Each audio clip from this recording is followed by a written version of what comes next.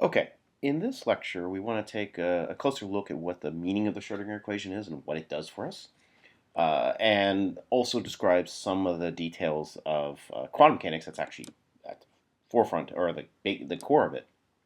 So recall we have the Schrodinger equation here, and for the moment, we're just going to consider time-independent potentials. That's not absolutely necessary here, but we'll just simplify it that way. Now, first thing I want to do is rewrite it. And so we're going to rewrite it in this format here. Uh, in terms of what we're going to call everything on the right-hand side, we're going to kind of lump it together into one operator that we're going to call the Hamiltonian. So all this stuff on this side, when we factor out the wave function, we'll put into H, we'll call it. It's an operator. It's called the Hamiltonian. And it's equal to minus h bar squared with 2m, second derivative, that's the operator part, plus the potential.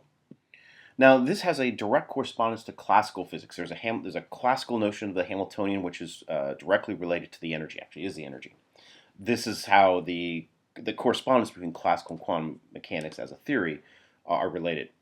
Now, the Hamiltonian turns out, as we discussed before, is a Hermitian operator because it's going to represent the energy, which we know takes real values only, and Hermitian operators have real eigenvalues, which we mentioned before. Now, so there's three broad rules for the Schrodinger equation, and again, we're going to write in terms of H here. And again, the Hamiltonian will depend upon the system, of course, because the potential will change. The first term, this term is often called the kinetic energy term. It really is the kinetic energy because you can think of that kinetic energy plus potential energy, but it will change depending upon the system that we're discussing.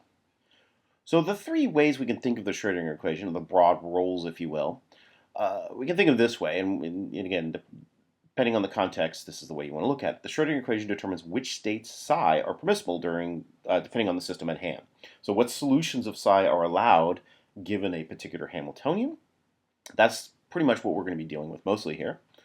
The Schrodinger equation through H allows one to find the energy spectrum of the system. If you find the eigenvalues of H, you found the energy spectrum of the system. And we'll do an explicit example of that. And again, given psi, the operator H returns the energy of that state. So it is the energy operator. And those two roles we're really going to concentrate on in this particular course. I do want to discuss here, and maybe not so much later, but in another important role of the Schrodinger equation, another view of it, it gives the time evolution of psi. And this is the same for the Maxwell's wave equation, but here we're talking about the Schrodinger equation. But what it does is that if you given the wave function at one time, the Schrodinger equation tells you how it changes in time, or back in time actually as well. We'll see that shortly. Now again, 1 and 2 will be discussed at length, so we won't say so much about that at this point, but I do want to say something about point 3 here. So let's look at this, and we were talking about the time evolution of the operator, how it changes in time. So let's just introduce an operator. We're going to call it the time development operator, and we'll call it U. That's the traditional letter used, and there's a reason for that we'll see shortly. And what this operator does is it takes the wave function at time t. When you operate on it with U, it changes it to the second entry in that U there, changes the wave function to t prime. And again, this U will be constrained because we want it to, again, if you compile different time evolutions, we want it to form a long one. For example, if we want to consider the time between t1 and t3, we can break that up into two time evolutions from t1 to some intermediate time t2, and then from that intermediate time t2 to t3. So there will be properties. We're not giving all the details here. What we want to do is relate this time development operator to the Schrodinger equation, and more precisely to H, the Hamiltonian. So we're going to examine to lowest order, and we'll also assume again that H is not a function of time, meaning that the potential is not a function of time. So we can think of this to low order by taking the time t to time t plus dt, an infinitesimal time dt. And so what the time evolution operator does, as stated above, it takes the wave function to t plus dt.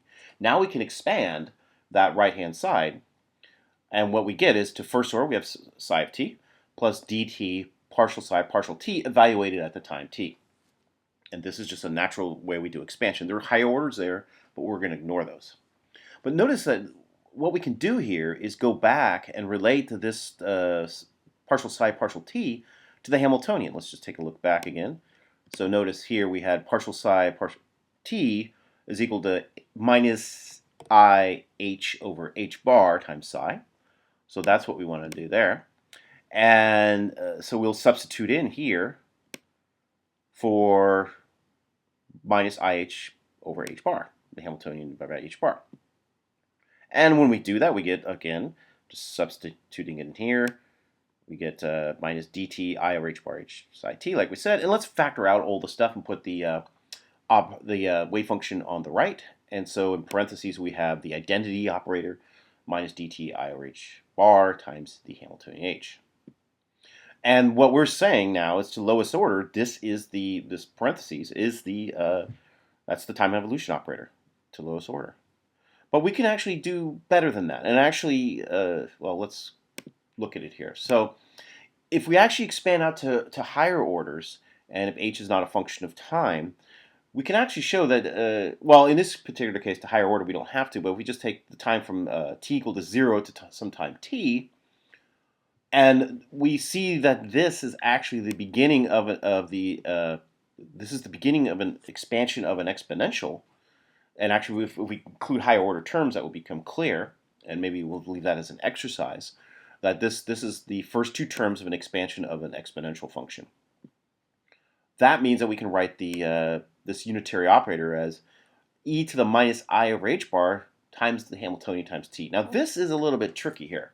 We're pushing things here because we're taking an exponential of an operator. That is something we're not really we haven't really dealt a lot with. But and again, as noted here, care needs to be taken because remember the order of operators is important, and when you expand out this exponential, it can become a little tricky if h contains operators within it that do not commute, for example. But we will assume for now we can do this because we have a nice, simple, clean expression, hopefully. And we'll just not worry about that at this point. And we'll consider this time evolution operator of this form. Now, of this case, now we see what the point here is. We see the connection between the Schrodinger equation, again, through the Hamiltonian, and the time development of the quantum state. And so it is intimately related that the time evolution operator is related to the Hamiltonian through this exponential. And again, notice also that this time development goes backward and forwards in time. We could also propagate it back in time if we want, which means that if this evolution is deterministic, because we have a single time derivative.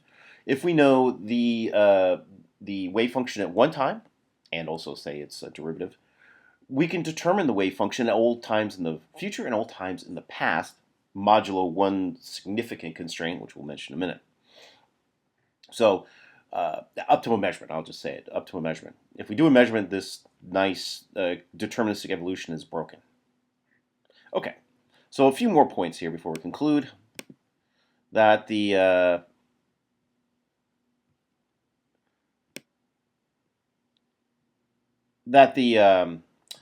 this evolution we call it is called unitary evolution, and the reason is because u is a unitary operator, and we can kind of see it here pretty clearly if we write it in terms of this exponential that u dagger u should equal 1 for a unitary operator, and we see we get exponential e to the I h bar over ht and e to the minus I, and that's equal to the identity operator. Again, we're pushing things a little bit because we're talking about operators here, but in most cases that we care about, this will be true. And what this means, the more significant thing here, is why does it have to be unitary? It does because it needs to preserve the normalization of probability. What do we mean by that? It means, well, again, remember that the probability density as a function of time is equal to psi star psi. So to find the probability, we integrate over all x, talking about a one-dimensional problem here, and that is equal to 1, like we said, at all times. So at all times, the probability has to be normalized if we integrate over space. But that also means that at some later time, psi star x, or just psi of x and t plus dt, that also has to equal 1. So as time goes on, psi star psi has to maintain the normalization of probability, because we shouldn't get probabilities adding up to 2, for example. That would be a problem, or less than 1. So now I'm just going to state this result, which we could spend some time showing you, but the evolution of the operator here is, again, given by u, and so u on psi gives us the time evolution from and again, u here is considered from time t to t plus dt. That's what we had before, this part here. And again, I'm going to state without proof that the evolution of the psi star is given by u dagger operating on it, and actually operates in the other direction. So, and then this term in here in the middle is 1, and then that gives us that identical. If u dagger u is 1, then of course this maintains the normalization of probability. Now, the thing here, the important point here, which we can end with, is that when a measurement is performed, this smooth unitary evolution, as it's called, is broken. And that's a key. That's one of the key mysteries of quantum mechanics. What is a measurement? How does it disrupt this? How do we describe it mathematically? There's a lot of questions here which would need to be answered in a formal introduction to quantum mechanics. We're not going to worry too much about it, but we will state here is that when a measurement is performed, it's not a unitary evolution. It's not smooth. It's a really drastic change, because just like probabilities, if you have a probability of flipping a coin half and half, as soon as you do that measurement, you realize it's, say, heads, that probability changes instantaneously. And again, thinking of finding your keys in a room, the probability might be uniform across the room if you have no idea where in the room it is, but as soon as you find the keys, that probability changes drastically. And there's no real, actually, mathematical way to describe that change. And remember, the wave function is instantly tied to the probability, so the wave function changes like that. So that's the tricky part, which we're not going to talk about here. But if you don't have measurements, everything's nice and clean. We have nice unitary evolution, and it's just like a regular wave theory that in classical physics. Now, again, I'll just repeat this. The H, the Hamiltonian, is a Hermitian operator because energies are real numbers, and U is a unitary operator to preserve the normal probability. So this connects those abstract mathematical descriptions of operators we're talking about before to something more physical here when we're talking about quantum mechanics.